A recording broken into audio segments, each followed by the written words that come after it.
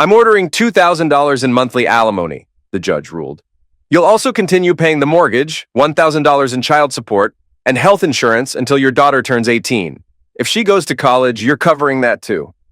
That decision hit like a freight train, over $6,500 a month out of my pocket. Meanwhile, my ex-wife Lily had been sleeping with half the lawyers at her firm, and somehow, I was the one getting screwed. I'm Kurt D'Angelo. My daughter Regina is everything to me. A true daddy's girl. She even told the court she wanted to live with me. But the judge didn't care. The whole hearing was a joke. Lily made her own money. Why was I bankrolling her life and her lifestyle? But I'm not the kind of guy who rolls over. I had a plan. I grew up in Lansing, just outside Chicago. We handle things our own way. I'm what you might call an entrepreneur. Real estate, vending machines, and a little business that was about to pay off in a very specific way. I own a coin exchange company like Coinstar, dozens of machines across Chicagoland. So, yeah, I sent her that $2,000 in nickels, dimes, and quarters, delivered in sacks by an armored truck, let her roll them up. Maybe one of her lawyer boyfriends can help count. Lily had stayed home with Regina until she hit school age. Then it was part-time jobs until she got the idea to become a paralegal. She studied for a couple years, sent out resumes everywhere, and landed a job at a big law firm. Sure, she's smart, but I suspect it was her looks that opened that door. She quickly rose through the ranks, mentored by a young hotshot attorney. Looking back, I wonder if she'd been trading favors even then. And like the fool I was, I supported her every step. She came home exhausted but smiling. Now I know why. We used to live in a cozy house in Oak Forest. Nothing fancy, but we loved it. She didn't. As she got in deeper with the firm, she started pushing for a fancier life. We deserve better, she said. You make good money. I'm working at a prestigious place. We need to show it. After 2 years of pressure, I gave in. But I didn't sell our home. I rented it out and added it to my portfolio. We bought a $900,000 place in Wilmette. Big, flashy, full of overpriced furniture she picked out. I never felt at home there. Honestly, I think that's when we really started falling apart. I wanted to keep things grounded. She wanted a spotlight. Back to the court ruling. I would follow every part of it, but on my terms. I set up a separate account for Regina. That's where her child support would go. Only she could access it. Her health insurance, top tier, Lily, she got a bare-bones catastrophic plan with a monster deductible. If she caught a cold, it was on her. Exactly 30 days later, I made my first alimony payment. An armored truck rolled up to her precious mansion. She opened the door, one of her flings by her side. The driver politely told her he was delivering her monthly check, in bags of loose change. Neighbors peeked out, thinking it was some sweepstakes win. Instead, they watched pounds of coins spill across her marble floors. I stood across the street, phone in hand, capturing every clink and gasp. Justice doesn't always come in a robe, sometimes it jingles. As the truck pulled away, Lily saw me across the street. She started screaming, but I just waved and shouted, "Enjoy your home money!" Then I climbed into my truck and drove off, satisfied. By Tuesday, the backlash had already started. A guy approached me in a parking lot and asked, "Are you Kurt D'Angelo?" I ignored him. He tried again, louder this time. Still, I said nothing. Then he snapped a photo of me beside the legal documents he held, dropped them on the ground, and said, "You've been served," before walking off. After making sure he was gone, I picked up the summons. Court was scheduled for the following Wednesday. I had 1 week to finish preparing, and I didn't waste a minute. I made calls, locked in plans, and met with people I trusted. One of those people was my daughter, Regina. We went out for lunch, and she was furious with her mom. "She's turned into a total witch," she said. I told her again, "I want to live with you." She still won't let me. I looked her in the eye and said, "I'll bring it up with the judge again, but if he refuses, I might end up in jail." "Don't do anything stupid, Dad," she warned me.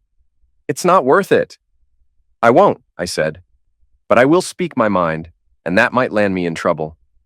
But don't worry, I've got a trust set up just for you. Uncle Ken will manage it until you're of age. It's yours. Your mom doesn't get a cent." "Good," she said, strong and defiant. "She doesn't deserve anything." That's my girl, fierce, loyal, and growing into her own.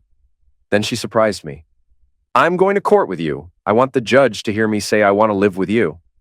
"I'm not sure it'll make a difference," I replied. But deep down, I admired her fire. Wednesday came. Regina, my lawyer, and I sat in the courtroom waiting our turn. Then Lily strutted in, arm in arm with her smug lawyer boyfriend. "Better play nice," she hissed at me. "You're not above the law." When the judge called my name, Regina stood up first and walked straight to the podium. Miss, this is a matter involving Kurt D'Angelo, the judge said. I'm his daughter, she replied, and I want to ask again to live with my dad, not with that woman. Watch your mouth, young lady, the judge snapped. Custody has already been decided. I'm 15. I have the right to choose, she insisted. There were concerns raised about an inappropriate relationship between you and your father, the judge said coldly. That's why I awarded custody to your mother. I turned to Lily and saw her smirking. My lawyer stepped in immediately. Your Honor, no such allegation has ever been filed. We're unaware of any accusations. I am referring to a psychiatrist's report, the judge said. Based on that, my ruling stands. 4 months earlier, we'd sent Regina to a therapist to help her through the divorce. Apparently, Lily had found something in the notes to twist against me. There had never been anything inappropriate, ever, but now she was trying to paint me as a monster. My blood was boiling. The judge didn't even let us respond. It felt like the verdict had been decided long before we stepped into that room. And I couldn't shake the feeling that Lily's firm had pulled some strings. Then her lawyer chimed in. We'd like to file a motion to hold Mr. D'Angelo in contempt. My attorney had had enough. Your Honor, my client has met every obligation of the divorce decree. There are no grounds for contempt. Lily's lawyer wasn't finished. The $2,000 spousal support was delivered in coins, thousands of them dumped on her floor. It caused damage and took hours to clean up. The judge raised an eyebrow, but my lawyer was ready. According to U.S. Code Section 5103, coins are legal tender for all debts. The payment was valid. My client has also paid for the mortgage, child support, and insurance. Lily's lawyer tried again. She hasn't received any child support. The money is going directly to Regina, my lawyer countered.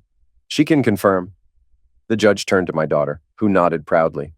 We also have receipts for the mortgage and insurance, my lawyer added. Lily and her boyfriend lawyer were scrambling. Finally, they made one last plea. We request that future payments be made by check to avoid hardship. The judge paused, then finally spoke. That seems reasonable. Reasonable, sure, but this battle wasn't over, not by a long shot. Before the judge could continue, my lawyer stepped in. Your Honor, may I ask a quick question? The judge raised an eyebrow. Go ahead. Would you say the Chicago Police Department is part of the city's legal system? The judge looked puzzled. Yes, obviously. Then why is it, my lawyer continued, that if someone's car is impounded, they're not allowed to pay with a check, only cash or card?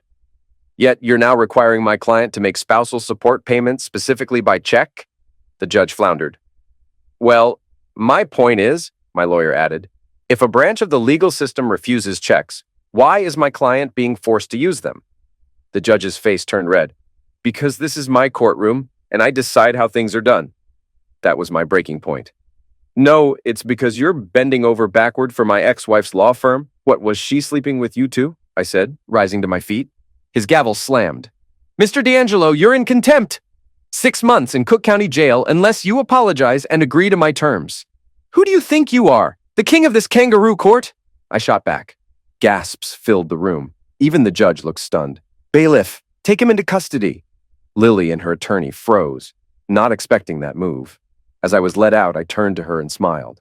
Good luck getting that hoe money now. They threw me in holding, strip-searched me, and moved me into county jail, which is really just prison with another name. Right away, a couple of guards tried to intimidate me about the judge. I wasn't worried. I'm 6'4", 255 pounds, and built like a brick wall from years of physical work on my rental properties, not to mention my time in juvie as a teen. I kept to myself as I was processed and walked into the yard. I ignored the noise, the stares. I had no intention of making friends, just keeping my head down. At dinner, while I was eating alone, someone shouted, Tex! I froze. That name hadn't been used in decades. It was Randall, aka Ringer, one of the guys from my old crew on the streets. He walked over with a big grin and pulled me into a brotherly hug. Tex, man, what the hell are you doing in here? Smart-mouthed the judge, I replied. Yep, that'll do it.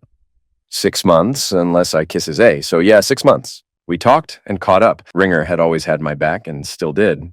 He gave me the rundown on jail life and introduced me to a few guys he trusted. That meant a lot in a place like this. After I explained what happened with Lily, the court, and the bogus accusations, he asked, So what's the plan? Oh, I've got things in motion, I told him. Started prepping weeks ago, just in case. You want help? You've got it, he said without hesitation. That's the kind of loyalty you can't buy. Later that night, I lay in my bunk, staring at the ceiling, wondering how my life had come to this. My childhood wasn't easy. Abusive father, weak mother, a house full of screaming and silence. I escaped to the streets, fell in with other broken kids. We weren't a real gang, just a bunch of lost boys pretending to be tough.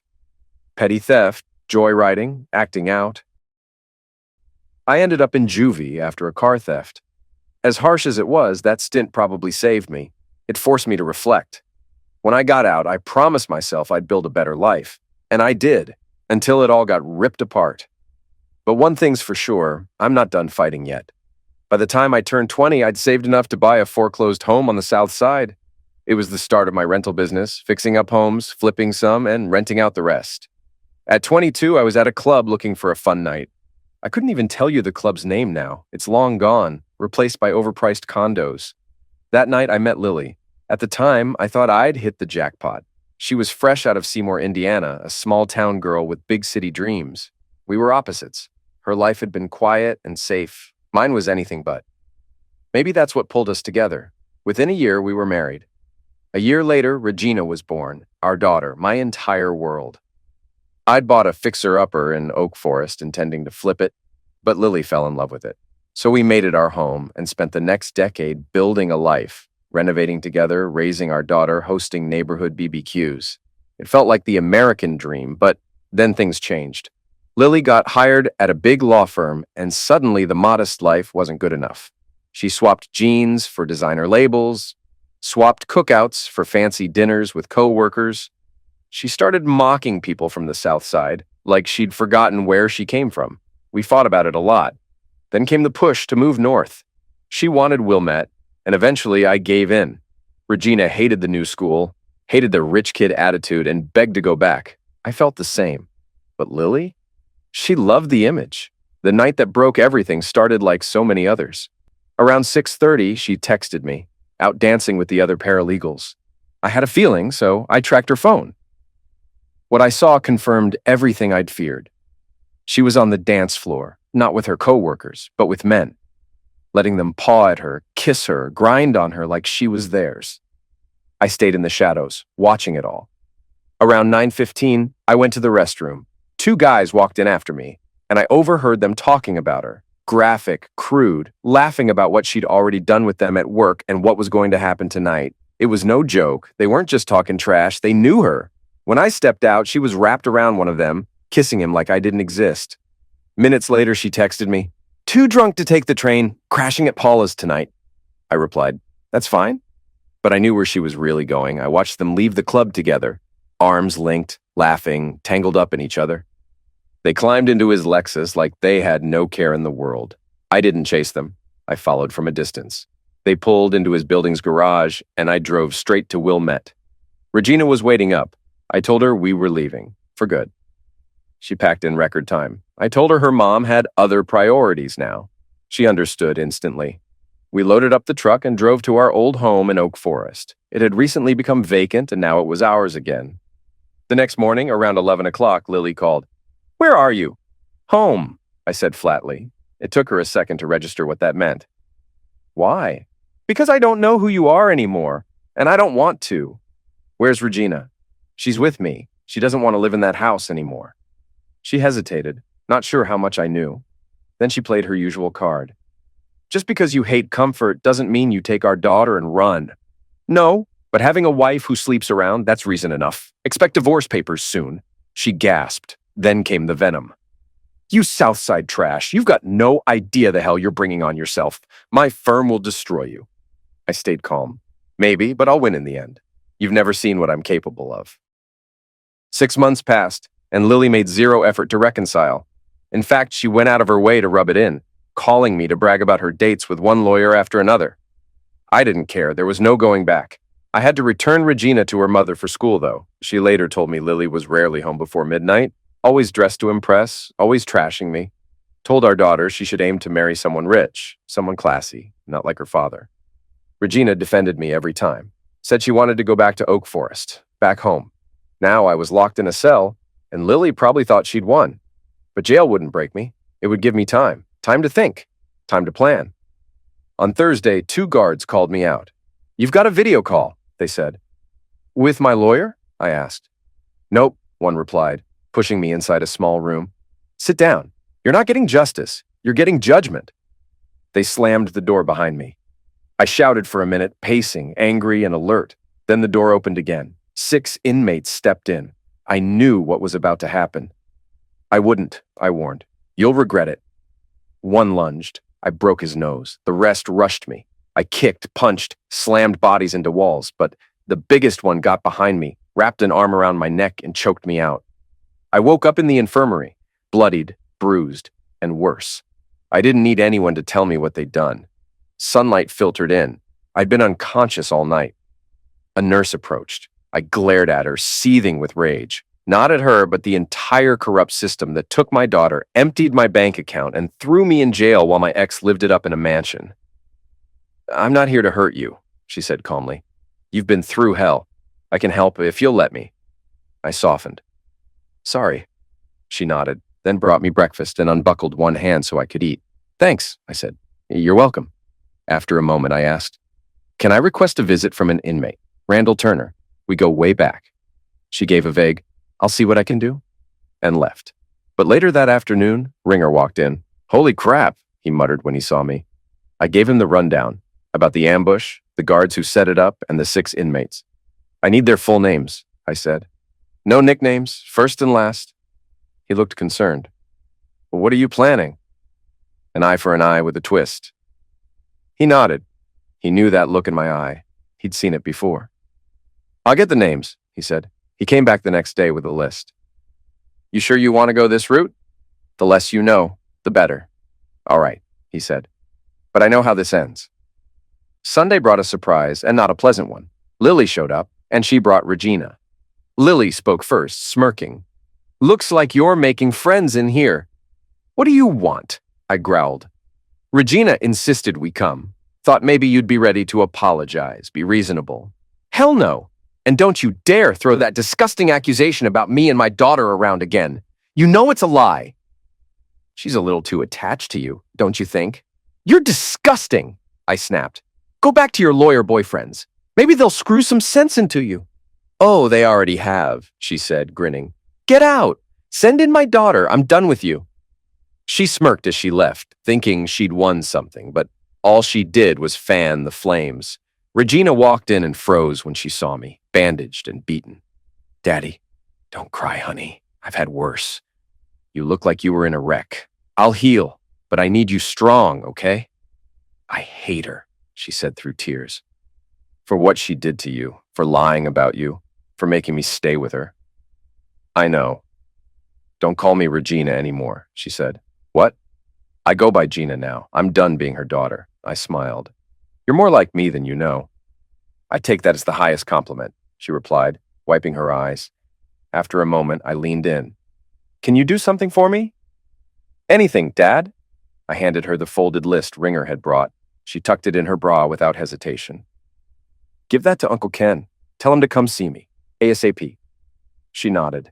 We didn't need to say anything more. We both knew what was coming. My brother Ken was 3 years younger than me.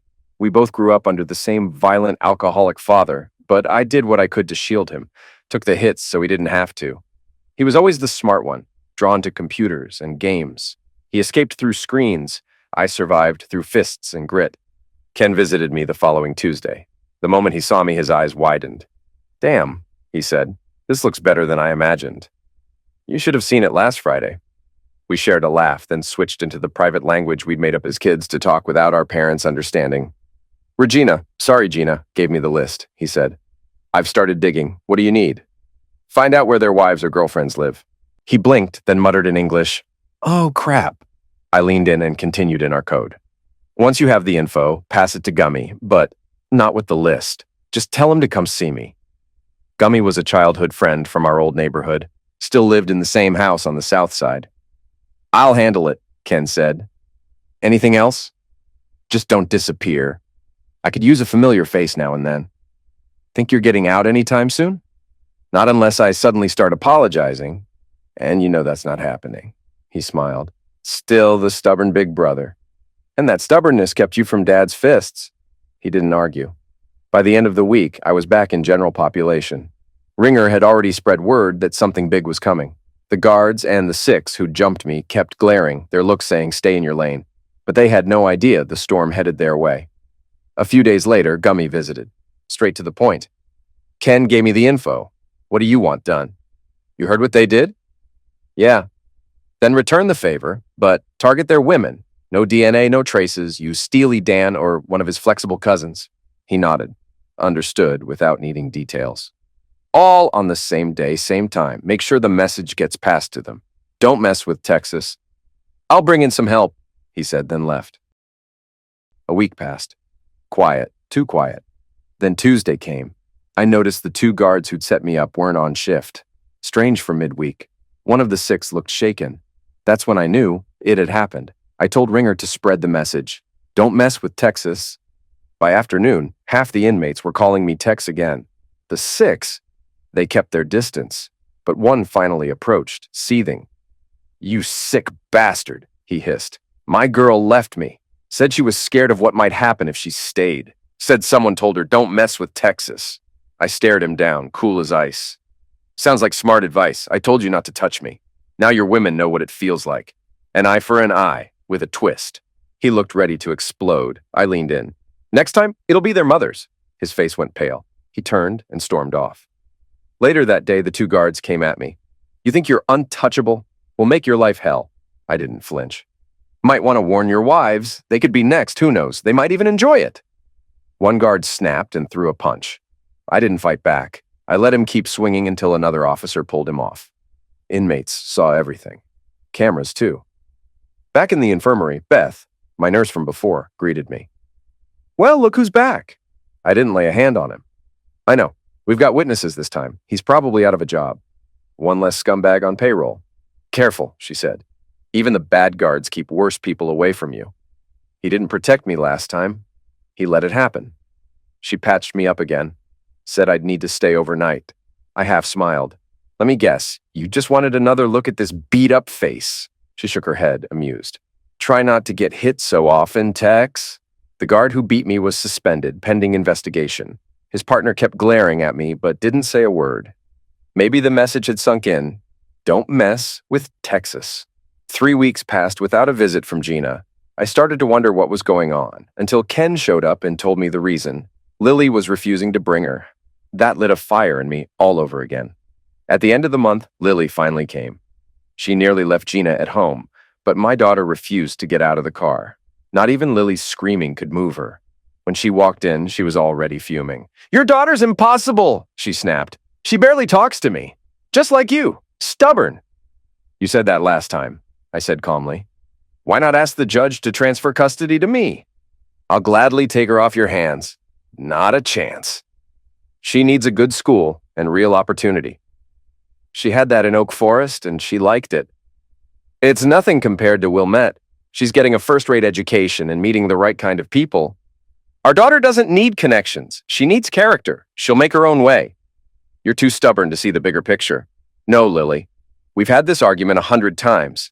Let's not waste breath pretending either of us will change." She folded her arms. "I came here for my spousal support. Bills are piling up." "Well, you'll have to cover them on your own paycheck. I'm in jail. No paycheck, no support. That's how it works in the real world." "You have to pay." "No, I don't. What are they going to do? Throw me in jail?" I smirked. "Too late for that." She looked desperate. "What about the bills? Maybe one of your boyfriends from the firm can help. You've got enough of them." That ended the conversation. She stormed out. Gina walked in a moment later. I lit up just seeing her. "Wow, you really pissed her off," she said. "She thinks I should pay her while I sit in here. Not happening." "How are you holding up, Dad?" "I'm good. Don't worry about me." "How about you? Still not talking to your mom?" "Only when I have to," she said. "So, when are you getting out?" "Honey, unless I apologize to that sorry excuse for a judge, it's 6 months. And I'm not backing down unless he gives you back to me." She looked down. "My birthday's next month. I wish you could be there, but I understand. I wouldn't want you to give up your principles." That stung more than any punch I'd taken. Then she said something that reminded me why I stood my ground. "If you don't have principles, you've got nothing. Dr. Hodges at school told me that. He quoted Lincoln, 'Important principles may and must be inflexible.' At Dr. Hodges? Yeah, he's been helping me. My grades were slipping, and the school counselor stepped in. He's been great. Of course, Wilmette had a psychologist on staff. Rich schools always do. Your mom seems pretty mad at you, too. She is, but I ignore her. That just makes her madder. And I'm fine with that. I nodded. In a couple months, she might be mad at the bank instead. The mansion won't stay hers much longer. Jumbo loans don't wait forever. But Dad, won't foreclosure ruin your credit? I usually pay in cash. That house is the only thing I ever financed. Seriously? Even with all your properties and businesses? I used profits from one to buy the next. Gina's eyes lit up. I always respected you, Dad, but now I respect you even more. That smile made the whole visit worth it. The following week, word got around that the guard who beat me had been fired. The video footage showing me not fighting back made it hard to argue otherwise. A few days later, the second guard disappeared too. Transfer or termination, I didn't care. He was gone. Other inmates started thanking me. Apparently, those two had built a long list of enemies. After that, the respect I had inside grew. More guys started calling me Tex, and for the first time since I got here, I didn't have to watch my back constantly. As for the 6, they were still bitter. One guy's wife had filed for divorce, and 3 others got dumped by their girlfriends. Maybe pain really is a good teacher. With the threat of further retaliation and my growing influence, they knew better than to test me again. A couple of weeks later, I got summoned to the video room for a meeting with the judge. I told the guard flatly, not without my lawyer. But the judge is waiting, he said. I don't care. Tell him to reschedule. I'm wide open. 3 days later, they set the meeting for the following week. I requested 30 minutes alone with my attorney beforehand. They agreed. When we finally sat down, my lawyer said he hadn't received any information about the meeting. That felt off. We'd play it by ear. When the judge finally appeared on screen, it was obvious he wasn't pleased I'd made him wait. I didn't care. He still struck me as a man too full of himself. My lawyer opened. Your Honor, may I ask what this meeting concerns? We received no documentation. This didn't require counsel, the judge replied. I simply wanted to see if Mr. D'Angelo was ready to apologize for his courtroom outburst. I signaled to my lawyer, who leaned in. I whispered, My client declines to apologize, he said, and requests instead that you issue him a formal apology and grant him primary custody of his daughter. The judge's jaw clenched. I stand by my ruling, and I have nothing to apologize for. Then this meeting is over, my lawyer said. If my client changes his mind, we'll reach out. One more thing, the judge interrupted. Your client isn't fulfilling his obligations. When will he resume paying mortgage and spousal support? I whispered again. He won't be making payments while incarcerated, my lawyer said. But the house is in foreclosure, the judge barked. Not my house, I said. That's my ex-wife's mansion. I never wanted it. You're destroying your credit and losing your equity, he warned. Small price to watch my ex fall from her pedestal. Then I pushed it. Maybe all her special friends can pool together to cover the bills. I'm sure her fan club includes at least a dozen of you. That struck a nerve. You piece of South Side trash, the judge roared. I cut him off. If I'm wrong about you and my ex-wife, I apologize. I just don't understand why someone so uninvolved seems so invested. I stood and walked to the door. Behind me, I heard him snap.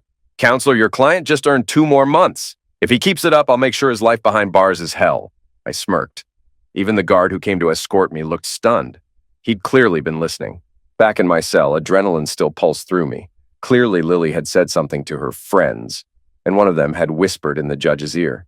It was all one big corrupt mess, but they'd get theirs soon. That Sunday, Lily showed up. Of course, Gina insisted on tagging along. Thank God. You really pissed off the judge again, Lily said, arms crossed. Got yourself 2 more months. When are you going to learn? You can't beat the system. Just stop talking, Lily, I muttered. All I want is to see my daughter, that's it. It's Regina, she snapped. I turned my back on her and let her rant. Eventually, she stormed out. When Gina came in, she was all smiles. Someone's happy, I said. Of course, I get to see my dad. Is that all? Well, I've got a surprise, but you have to trust me. Always, I said. She held up a folded piece of paper. Will you sign this without reading it? I raised an eyebrow. What is it? You'll find out later, trust me. I laughed and signed it. Then she got serious.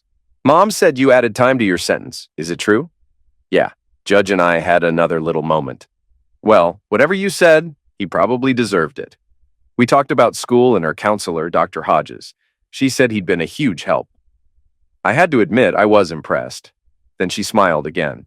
Oh, and I've been ignoring Mom completely. It drives her nuts. I heard. Good for you. She's getting desperate now.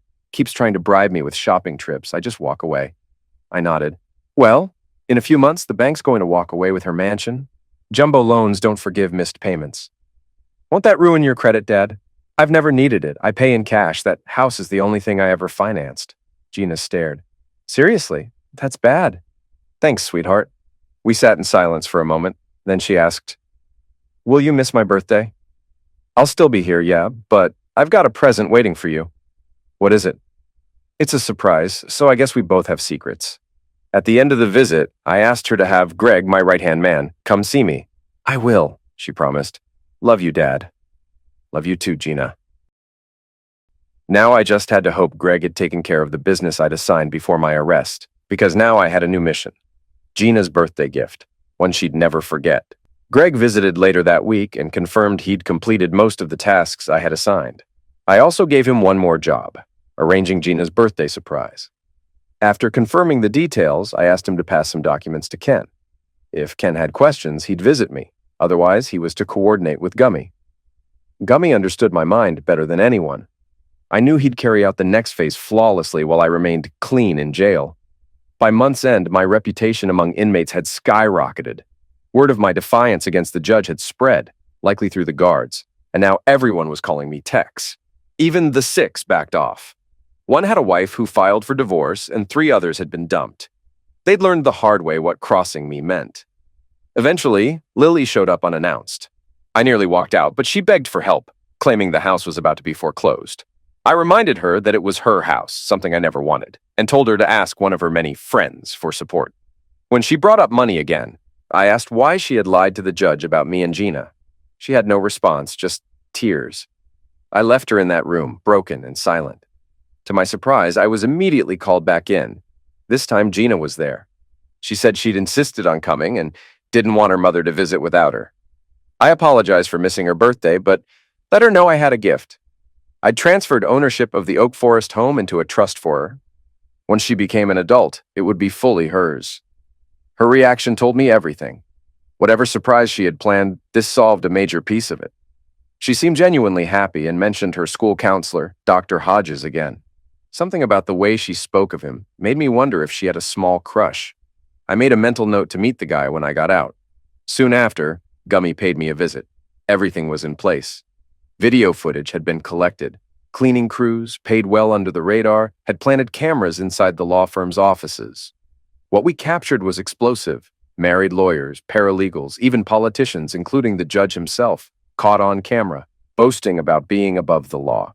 Ken would upload the footage anonymously with a tagline, "Don't mess with Texas." The clips would be sent to news outlets, tabloid journalists, and social media channels. The media frenzy would be immediate. Damage control? Too late. Within days, buzz spread through the prison. Even inmates had caught wind of it. The phrase echoed through the halls, "Don't mess with Texas." And the smile on my face said it all. Eventually, one of the 6 approached me to apologize. His life had already started unraveling, and now he wanted peace. I accepted, but reminded him that strength doesn't equal safety. Respect does. A few days later, the judge summoned me again. My lawyer arrived just before the video call began. We both knew what was coming. The judge appeared on screen, furious, shouting accusations. He demanded to know if I was behind the leaks, claiming I'd orchestrated the whole thing. I stayed calm. He had no proof, and I reminded him that I'd been in jail for 4 months. When he threatened me, my lawyer recorded everything. The judge, in a fit of rage, shouted promises of retaliation, unaware he was handing us legal ammunition. That recording would soon become another nail in his career. A few days later, Lily returned for another visit. I wasn't exactly thrilled to see her. She was furious, blaming me for losing her job after her name and photo had spread all over the news. But the truth was, she'd done that to herself. Her choices had led to this, not mine. She was desperate, jobless, and unemployable. Even her hometown had turned its back on her after local news ran headlines about her involvement in the Chicago scandal. Her parents were relocating to Florida just to escape the shame. She had nowhere to go, and apparently no one left. I reminded her that she wasn't exactly winning the popularity contest. Her parents avoided her, and so did her daughter. She begged me not to take Gina from her, but I made it clear. Once I was out, I'd petition for full custody. With her public image in ruins, I was confident the court would reconsider who the better parent really was. She was falling apart, and I didn't hold back reminding her of what she'd destroyed. By the end of the conversation, she broke down crying. I asked if she'd brought Gina, and she snapped, saying Gina was with that doctor. I ended the visit right then. This time, though, I didn't walk away with a smirk. I felt something close to pity. The very next day, a fire broke out on the top floor of a 5-story downtown office building. The rest of the structure was saved by the sprinkler system, but the top floor was destroyed. I couldn't help but smile when I saw the news. Ken visited shortly after and confirmed that the law firm's off-site server had completely melted down. They'd lost everything. Years of legal records, confidential files, all gone. Another small victory. A couple of weeks later, Gina came to visit, glowing with excitement. She'd finally finished the surprise she'd been working on. It turned out she'd filed for and been granted emancipation, with her legal adult status and the Oak Forest house placed in a trust. She could now live independently. Lily was being evicted from Wilmette, and Gina had chosen to return to the neighborhood she considered home. She'd reconnected with friends from school and was ready to start fresh. The house had given her a path forward, and she'd taken it. She explained that Dr. Hodges, her school counselor, had helped her through the process. Naturally, I was suspicious. I didn't like the idea of a grown man getting too close to my daughter. When Gina left the room to get him, I braced for a confrontation. But when they returned, I was stunned. Dr. Hodges wasn't a man at all. It was Alexandria Frederico, or Freddie, a woman from my old neighborhood. We'd gone to school together, though we ran in different circles. She remembered me as Tex, my old nickname, and clearly hadn't forgotten my reputation. Still, she'd become an impressive, educated woman. And she had clearly been looking out for Gina. She'd figured out who Gina's father was early on, but didn't connect the dots until she heard about my jail time. Once she knew for sure, she stepped in more intentionally, helping Gina through the tough times and ultimately supporting her emancipation process. Gina had become like family to her. We spoke for a while about the past, about Oak Forest, and how maybe, if Lily had been content with a simpler life, things could have turned out differently. It was bittersweet. But Gina had found her strength and stability, and that gave me peace. Before they left, I pulled Freddie aside and thanked her for everything she'd done.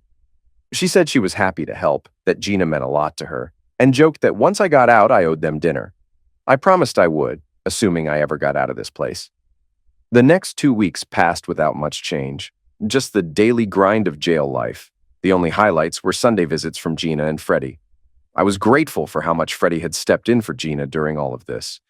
Gina told me they'd been furnishing the Oak Forest house, buying new furniture and decor. When I asked where the money was coming from, she casually said it was from Uncle Ken. After all, there was money set aside for her needs. She made it clear that Freddie hadn't paid for anything. I only had one concern, that the house didn't turn into a floral wonderland. She assured me my man cave in the basement was untouched. That space had always been my retreat, especially living with 2 women. After they left, I found myself reflecting. Gina was now legally an adult. In a few short years, she'd be off to college and then building her own life. I knew the clock was ticking. Eventually, I'd be on my own again, and I hoped to meet someone who appreciated a simpler, honest kind of life. Then, out of nowhere, Lily showed up again. I nearly walked out when I saw her, but she stopped me. She was furious, demanding to know if I knew what Gina had done. I did, of course. Gina had emancipated herself. Lily had just found out and was shocked to learn her daughter had moved out and no longer had to live with either of us. She wanted to know where Gina had gone and accused me of encouraging it. I told her the truth. Gina had done it on her own, with help from her school counselor. She was stunned when I told her Gina had moved back to Oak Forest. She questioned how that would affect her education. I explained that Gina would be returning to her old school in the fall, the one where she had friends and felt accepted, unlike Wilmette, where she'd always felt like an outsider. Lily defended her decision, saying she just wanted the best for Gina. But I reminded her that parenting is more than status and academics. It's about example. And hers hadn't been a great one. There was a moment of silence. Lily admitted not everything had been bad between us, but we both knew where it ended. I wished her well and hoped she'd find what she was looking for, knowing now that it clearly hadn't been me. I left her sitting there, full of regret. Finally, my release day arrived. I was called into court, not video this time, but in person. Gina and Freddie were there, along with Lily. I expected the same judge, but a new one walked in. Maybe the old one had been removed. The new judge reviewed my file and asked if I had anything to say. I told him I'd served my original sentence, and 2 extra months. He noted I could have been released earlier had I apologized. I told him I chose not to. Apologizing to someone who didn't deserve it didn't sit right with me. He called me stubborn. I said I preferred strong-willed, and that it had served me well in life and business. He then addressed the unresolved financial issues tied to the divorce. My lawyer stepped in and offered to pay $20,000 in full, covering the months missed while I was incarcerated, on the condition that all obligations would be considered settled. Lily immediately protested, claiming she was still owed ongoing payments until Gina turned 18. The judge cut her off, reminding her that he, not she, was running the courtroom. My lawyer broke down the math. I had paid the initial support, mortgage, and insurance before jail. I also continued to cover Gina's needs and insurance throughout my sentence. The only things I didn't pay were spousal support and the mortgage during the months I wasn't earning an income, because I legally couldn't. Now that I was out, I'd be back to work. But it was clear I wasn't going to be paying for Lily's lifestyle anymore. The courtroom was still when the judge glanced at the financial summary and spoke up, noting that 8 months behind bars should have resulted in at least $16,000 in unpaid spousal support, not including mortgage dues. But my attorney stood ready. He pointed out that the divorce judgment clearly stated support was required only until the minor child becomes a legal adult. Our daughter had been emancipated for 3 months, and the house had been foreclosed around the same time. With no loan in place, there was no mortgage to pay. The numbers on the table were accurate. $19,782 owed. We offered $20,000 in full to settle all debts and sever all financial ties between Lily and me. The judge reviewed the transcript, studied the figures, and nodded slowly, admitting he couldn't dispute the plain facts before him. He'd verify everything, but assuming it all checked out, the settlement would stand. He paused, then looked at both of us, Lily and me, and reminded us that while Gina was now legally independent, she was still young and vulnerable. She'd need us both to be respectful, even if we weren't together. Then, locking eyes with me, he asked if I could commit to civility not just with Lily, but with everyone involved in the fallout of our failed marriage. I agreed. So did Lily. And when the judge turned to the gallery, Gina corrected him gently. "It's Gina," before also giving her consent. With that, he stated that pending validation of the figures, the matter was closed. I was free to go. My lawyer thanked the court, and we stood to leave. Gina rushed up and hugged me with everything she had. Freddie stood nearby, watching with quiet pride. Across the room, Lily glared. Then she marched over, seething. "20,000, that's it?" she hissed. I reminded her she'd chosen her new crowd over me. Surely one of her well-connected friends could help her now. She snapped, furious, demanding to know how I could abandon her like this. I stayed calm, reminding her of the judge's request for civility. For Gina's sake. "She's called Regina," she barked. "She's our daughter," I said evenly. Lily's voice dropped, almost panicked. She had nothing left. No job, no home. She was out of options. So I offered her one last olive branch, free rent for 6 months in one of my Southside units, to give her a chance to reset her life. She recoiled at the thought of returning to the South Side, but didn't reject the offer outright. Turning to Gina and Freddie, I asked if they were ready to go. They nodded. I told Freddie I owed her dinner. She smiled, remembering. I suggested RPM Italian. I'd made a reservation after my release was confirmed. It was a step up from jail food, and I wanted to do something right.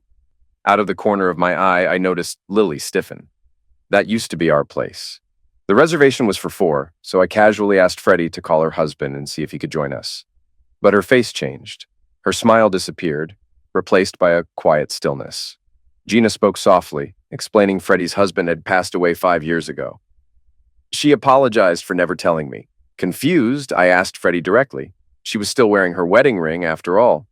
She explained gently that her husband had been killed in a crash on the Eisenhower, hit by a semi. She'd never been able to take the rings off. They were her last connection to him. She acknowledged it might seem strange for a psychologist, but grief doesn't always follow logic. I apologized sincerely for my assumption and invited her to join us anyway, hoping to ease the awkwardness. She agreed. That moment reminded me how little I'd paid attention to her own story. I vowed to do better. Starting now, I'd show up for her, not just as Gina's father, but as a real friend. Dinner was incredible. Just wearing normal clothes and eating real food felt surreal, but 8 months of jail changes you. Freedom had a strange texture now, light, unfamiliar, but welcome. By the end of the meal, I felt something I hadn't in a long time. Hope. I asked Freddie, Alexandria, if, when she felt ready, she'd let me take her out on a real date. No rush, no pressure. Just an honest invitation. Gina chimed in immediately, promising to keep us connected whether Freddie liked it or not. Freddie laughed and said she wouldn't have it any other way. She shared something then, how she and her late husband never had kids. Between school and starting his financial business, it hadn't been the right time. Having Gina in her life had been healing in a way she hadn't expected. I told her I was grateful beyond words. As we left, Gina asked if I was ready to see our old house. Anything would beat the steel and concrete box I'd been calling home. When we arrived, I was stunned. The house looked better than I'd ever seen it. Fresh paint, neat landscaping, clean and cared for. Inside, it felt warm, different, but familiar, and it finally felt like a true home. That's when emotion hit me. I teared up, me, the hardened ex-con, crying in the doorway. Freddie noticed and called my name softly. I wiped my eyes and told her I felt like I was finally home. She stepped closer, removed her wedding rings, and smiled. "I think I'm ready," she said. I smiled back, and we embraced, two people finally turning the page. In the end, 10 lawyers, 4 paralegals, 6 politicians, and 1 judge saw their careers and marriages implode from the chain of events that started with my divorce. Whether you call it stubbornness or conviction, sometimes standing your ground pays off. The real win? Gina found a new family. Eventually, she got 2 siblings, twins. We named them Frederick and Alexis, after the woman who helped rebuild our lives. And Lily? She married a wealthy lawyer. She got the prestige she craved. Big house, high status, the works. But her new husband treats her like a prop, not a partner. He cheats, controls, and keeps up appearances. I hope that's what she wanted. As for me, I finally have peace. And this time, it's real. Looking back, I never imagined rock bottom would be the place I found my footing again. Jail didn't just strip me of my freedom, it stripped me of everything false. All that remained was grit, love for my daughter, and a stubborn refusal to break. And you know what? That was enough. Gina, my daughter, my legacy, taught me more about strength than I ever taught her. Watching her fight for her own freedom while I fought for mine reminded me of the man I used to be. Before marriage, before betrayal, I raised her to stand tall, speak truth, and walk her own road. And she did, even when the system tried to silence her. That's how I know she's going to be just fine. Freddie surprised me. She came into our lives quietly, but left a permanent mark. Maybe that's how real people do it. They don't flash or brag. They just show up when it counts. Somewhere between late-night jail visits and rebuilding Gina's life, Freddie helped rebuild mine, slowly, gently, authentically. And when she took off that ring, I saw not an ending, but a new beginning. My business is back on track. I kept the old properties and bought a few more. I fixed up the Oak Forest home with my own hands, sanded the banisters, painted the walls, even rewired the basement. It was the first time in years I felt in control of something again. The twins, Frederick and Alexis, came into our lives like lightning. Unexpected, powerful, full of noise and wonder. Gina loves them like crazy, watching her hold them, comfort them, protect them. I see the future in her eyes, a better one. As for Lily, I no longer waste energy hating her. What we had burned out long ago and what she chased after, well, she got it. I don't know if she's happy now. I don't think she knows either. But that's no longer my concern. I've made peace with my past, not because it deserved forgiveness, but because I deserved freedom. So yeah, I'm Tex again. The name stuck, and these days it feels less like a relic of my youth and more like a badge earned the hard way. I'm still the guy who doesn't back down, doesn't take orders from people who never lifted a finger to earn their place. But I'm also the guy who cooks pancakes on Sundays, who reads bedtime stories, and who laughs more than he fights. This time, I'm living on my terms. And this time, I'm home for good.